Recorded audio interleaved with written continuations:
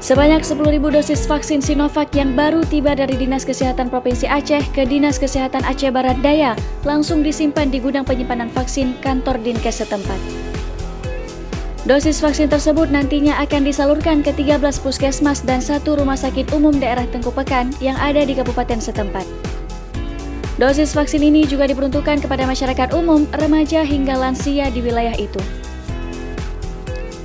Dinas Kesehatan Aceh Barat Daya menargetkan vaksinasi di wilayah tersebut bisa mencapai 70% di akhir Desember 2021 dari total jumlah penduduk atau herd immunity.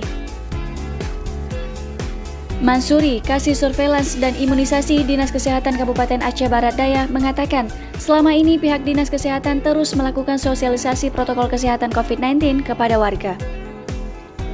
Agar tetap mematuhi prokes dengan selalu memakai masker, menjaga jarak, mencuci tangan, serta mengurangi mobilitas.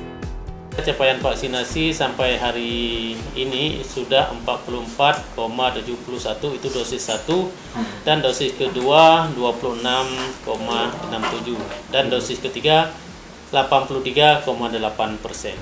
Dinas Kesehatan Aceh Barat Daya juga meminta dukungan semua pihak agar program vaksinasi nasional ini bisa tercapai sesuai dengan target, yakni 70% pada akhir Desember 2021. Supriyadi, Aceh Barat Daya, Aceh.